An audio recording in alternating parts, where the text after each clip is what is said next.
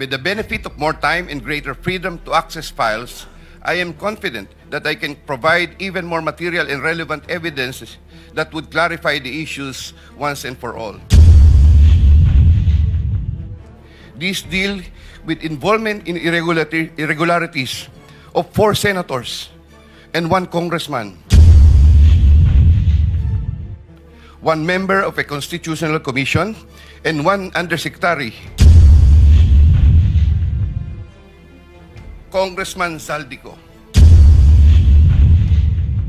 That Kong Zaldico was asking for a 25% commission.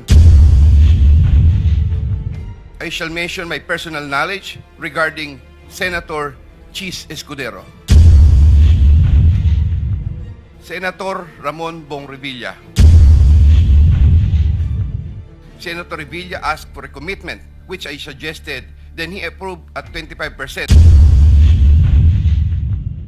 Engineer Alcantara collected the 25% commitment, or about 125 million, which was turned over to me and then delivered to Senator Revilla in his house in Cavite. Senator Nancy Binay. Engineer Alcantara collected 15% commitment, or about 37 million, which was turned over to me and which I then delivered to Senator Binay at a house in Quezon City. Ako po ay umaamin sa aking maling nagawa. Taos puso at puno ng pagsisisi. Nakagawa po ako ng pagkakamali at pinahintulutan ko po ang aking sarili na maging kasangkapan sa pagpapatupad ng isang masamang gawain. Thank you. Are you ready to make your statement? Yes po, Mr. Chair. You may proceed.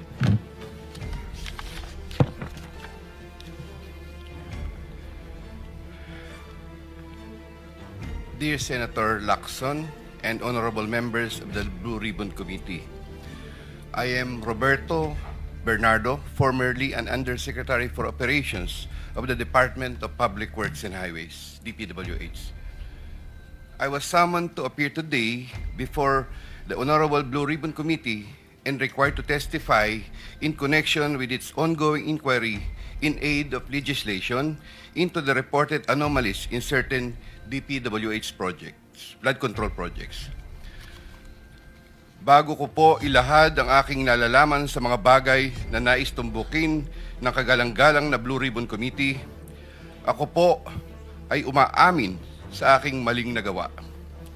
Ako po ay hindi naging matatag at tapat sa pagpapatupad ng tungkulin na ipinagkatiwala sa akin ng ating pamahalaan at sambayanan. Taos puso at puno ng pagsisisi na ako po ay humihingi ng kapatawaran sa Diyos, sa ating bansa at mga kababayan, gayon din sa aking pamilya, mga kaibigan at sa lahat ng aking binigo. Nakagawa po ako ng pagkakamali at pinahintulutan ko po ang aking sarili na maging kasangkapan sa pagpapatupad ng isang masamang gawain. Handa po akong gawin ang lahat ng nararapat upang maiwasto ang aking kamalian at maiwasan na ito'y mangyaring muli. I wish to assure the Honorable Blue Ribbon Committee of my full cooperation with the investigation. I am submitting an affidavit outlining my knowledge and of and involvement in certain events material to the subject of investigation. Moreover, I will disclose and expound on related incidents within my personal knowledge, mindful not only of the materiality of my testimony, but also of my rights, as well as fearful of what effects my disclosures will have on my family's safety and well-being. I have applied before the Department of Justice for coverage as a state witness under Republic Act No. 6981, otherwise known as Witness Protection, Security and Benefit Act. I hope the Honorable Blue Ribbon Committee will find merit in my application and favorably endorse the same to the DOJ. with the assurance of the Honorable Blue Ribbon Committee that my rights and benefits under RA 6981 shall be respected, I am prepared to submit the aforesaid affidavit to Honorable Blue Ribbon Committee and swear to and testify on the same, with the approval of the Honorable DOJ Secretary on the disclosure thereof for such purposes. The highly sensitive nature of the disclosures made in my affidavit cannot be stressed enough. These deal with involvement in irregularities of 4 senators and 1 congressman, 1 member of a constitutional commission, and 1 undersecretary, seriously undermining public trust in 2 out of 3 branches of our government and a constitutional body, thereby posing a significant threat to our national security, as it may lead to political instability, which may weaken the ability of the government to function effectively. 25 of September 2025, Makati City, Metro Manila. And this, Mr. Chair, signed na po ito. Okay. May we hear from Secretary Remulla, since he mentioned about his application for admission into the program? Your Honor, we will have to evaluate his statements in relation to all the other testimonies that we have gathered in the DOJ and in the Blue Ribbon Committee. The Senate President, Mr. Chairman, Guzman. we would like to listen to your sworn affidavit, if you have one, or an affidavit that you will swear to complete the disclosure that you're talking about. Otherwise, those are mere general statements. Please, thank you. Yes, Mr. President, Mr. Chair, may I be allowed to read the Yes, you may proceed, Yusek Bernardo. affidavit? I, Roberto R. Bernardo, Filipino, of legal age, a resident of Malolos City, Bulacan, under oath, deposed and state. In connection with the ongoing Senate Blue Ribbon Committee investigations, I intend to submit this affidavit, which provides details of my knowledge about matters within my jurisdiction relating to flood control projects when I was still serving as Undersecretary for Operations of the Department of Public Works and Highways. This affidavit lays out details. Sorry, excuse me. You have your counsel now with you? Yes, sir. Yes, po, Okay, Mr. on Chair. record. Okay. This affidavit lays out details of the involvement of legislators as well as other government officials, with a commitment on my part to expand these disclosures as my best recollection of facts and records may serve. Since number 3, since the received an invitation to appear in these proceedings, I began collating, vetting, and consolidating all written communications, documents, tables, and matrices and lists in my possession, the retrieval of which has been difficult since I retired from public service last August 2025. With the benefit of more time and greater freedom to access files, I am confident that I can provide even more material and relevant evidence that would clarify the issues once and for all. Number 4, more importantly, I am executing and submitting this affidavit with my full and absolute consent as an integral part of my application to be admitted under the Witness Protection Program through the favorable recommendations of the Honorable Chairman of the Blue Ribbon Committee, Senator Ping Lacson, and the Honorable Senate President, Tito Soto, under Section 4, as well as Section 10 of Republic Act Number 6981, otherwise known as Witness Protection, Security, and Benefit Act, before the Department of Justice. I attest and confirm that the names, dates, and transactions mentioned hereunder are based on my direct personal knowledge and have ample documentary support where necessary or desirable if given full opportunity to retrieve the same. Background facts. I earned my bachelor's degree in Bachelor of Science in Civil Engineering in 1984. I am a registered civil engineer by profession. In the year 1985, I began my 40-year stint in the DPWH as a laborer. I then climbed the ranks through the years as Associate Civil Engineer, Engineer 2, Engineer 3, and as Assistant District Engineer, district engineer, assistant regional director. I then became assistant regional director CESO4 sometime in 2012 until my appointment as assistant secretary in 2016. I finally became undersecretary more than a year later and remained such until my retirement on August 2025. I met former District Engineer Henry Alcantara during my assignment in the Laguna 2nd District Engineering Office. Engineer Alcantara, Engineer Bryce Hernandez, Engineer JP Mendoza, and Engineer Algie Jumasig all belong to the Bulacan 1st DEO. 2020-2040 scheme. Sometime after the State of the Nation address of President Ferdinand Bongbong Marcos Jr. in July 2025, and while I was already on sick leave, I heard from Secretary Bunoan for the first time that Engineer Alcantara, Engineer Hernandez, Engineer Mendoza, and Engineer Dumasig were engaged in contracting activities using the licenses of other contractors. Subsequently, Engineer Hernandez confirmed this arrangement through one of the legislative hearings and by other contractors whose license they used. According to Bryce Hernandez, their sharing is 20-20-20-40% from these activities. My understanding is that they had prepared and signed documents for purposes of collecting payments, which they then apportioned the profits amongst themselves. However, I must admit that I have no personal knowledge on the exact actions they took to accomplish this scheme, and I can only be asked general questions on the systems in place that would have allowed this modus operandi to happen.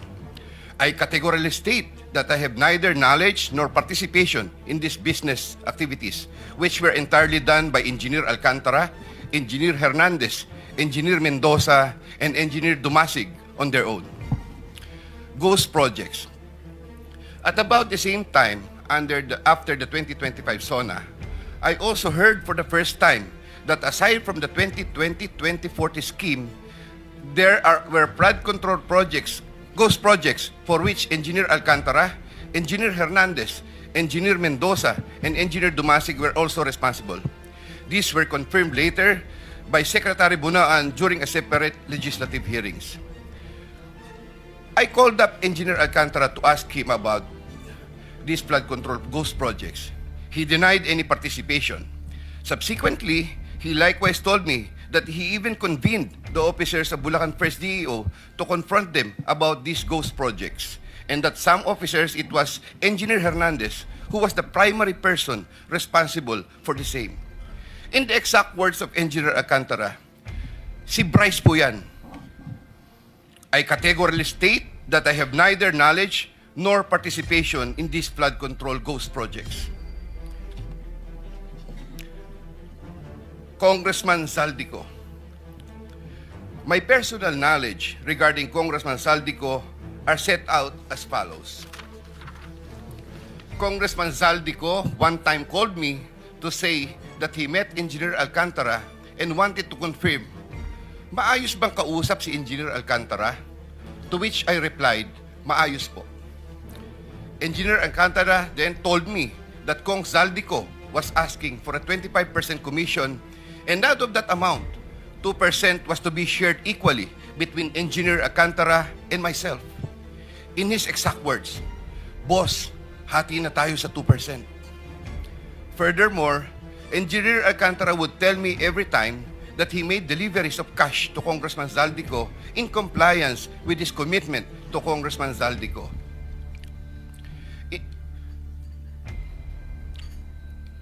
In this affidavit, I shall mention my personal knowledge regarding Senator Chis Escudero as follows. Maynard Ngu and I are close friends, and we go years back. He is also a close friend and campaign contributor of Senator Chis Escudero. Maynard Ngu asked me to submit a list of projects. I personally submitted a list of projects to Maynard Ngu, and some of the items therein pertaining to Valenzuela and Marinduque projects were subsequently included in the General Appropriations Act. A copy of the list of Valenzuela and Marinduque projects is here to attach to this affidavit as Annex A.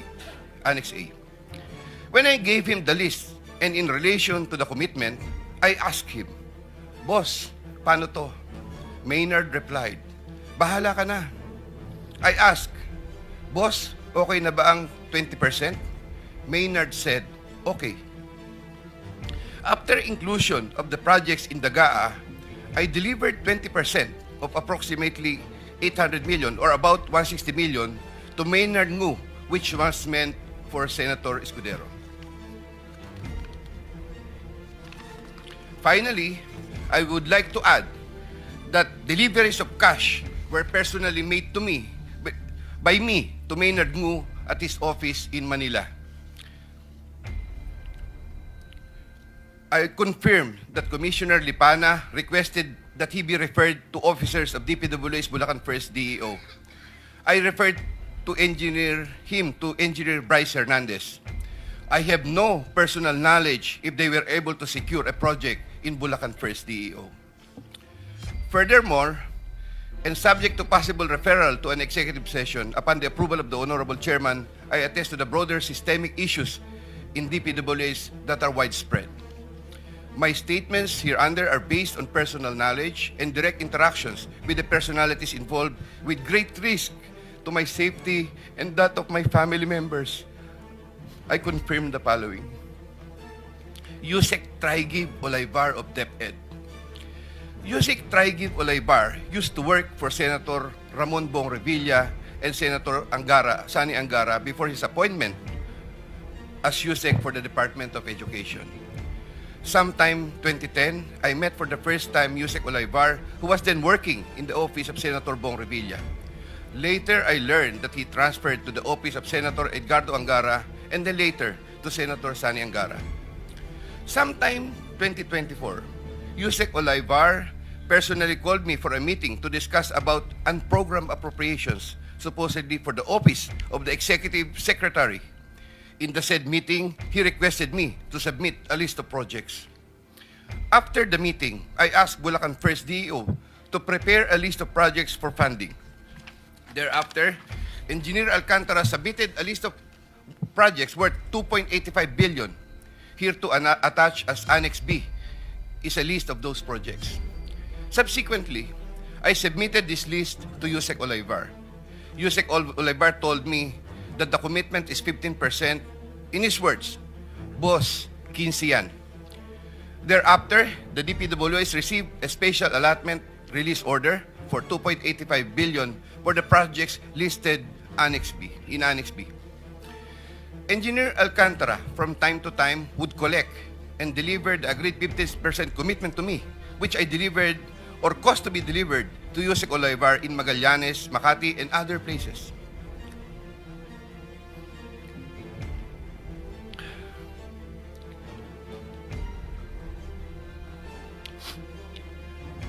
Senator Ramon Bong Revilla. Sometime in the year 2024, Senator Revilla and I met where I gave him a list of projects given to me by Engineer Alcantara. Senator Revilla asked for a commitment, which I suggested. Then he approved at 25% of the total amount of the projects indicated in the list here to attach as Annex C. I relayed the 25% commitment to Engineer Alcantara and told him that Senator Revilla will appreciate additional contributions for his senatorial re-election bid. Engineer Alcantara collected the 25% commitment, or about 125 million, which was turned over to me and then delivered to Senator Revilla in his house in Cavite.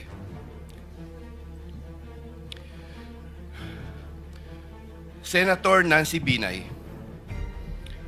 Sometime in the year 2024, Carlin Villa, a staff of trusted confidant of Senator Binay, called me and asked for a commitment which was set at 15% of the total amount of the projects indicated in the list here to attach as Annex D. I relayed the 15% commitment to Engineer Alcantara.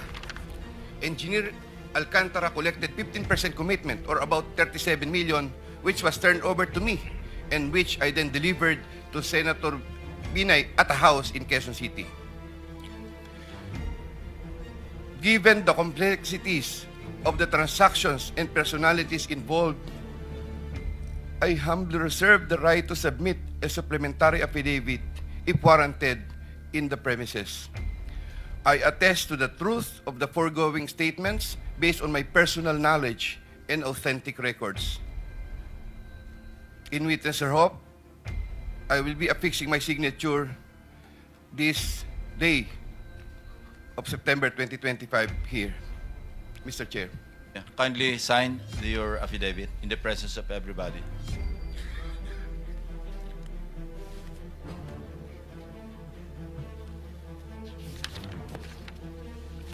Here, Mr. Chair, I have already signed it.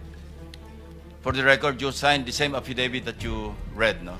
Yes po, Thank Mr. you. Chair. Maraming salamat, Yusek.